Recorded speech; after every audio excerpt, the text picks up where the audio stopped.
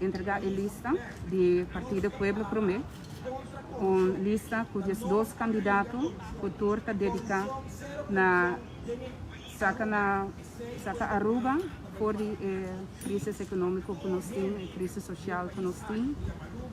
Toda gente riba a lista está ainda um profissional que tem coração para o povo de Aruba e nós trabalhamos duro para nós vir juntos. Traz programa tremendo que chama Danke também a Jan de Ruiter para ajudar-nos com isso. E agora que nós acabamos de passar no censo para entregar nos lista e no último momento está tendo cambio, nós temos certa gente com a Sali e certa gente com a Drenta, então para o motivo é nós vimos com a lista last up to date tipo award e nós estamos super contentes e nós sentimos mais honrados para nós participar na eleição. Se nós logra, agora nós logra 582, 87 firmas que chama uma chamada na pueblo para por apresentar para assinar nós também por participar na eleição de 25 de junho de 2021. É algo muito importante para nós ter diferentes partidos que representar o inteiro pueblo de Aruba.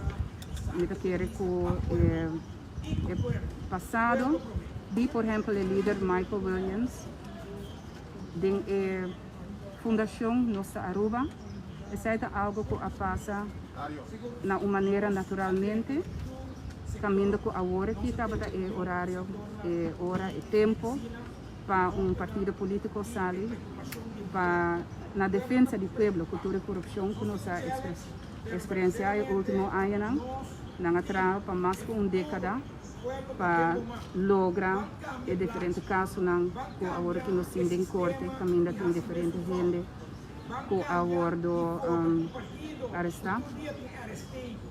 É muito importante para nós compartilhar com o povo que se nós temos um governo que está governar de uma maneira direita, que está usando good governance, que está encerrar conosco como país, lo por ser 450 milhões de florins por ano, quase 4 mil florins por pessoa, que nós por usar para o povo mesmo, em vez de estar em saco de certo político e pessoa aliada.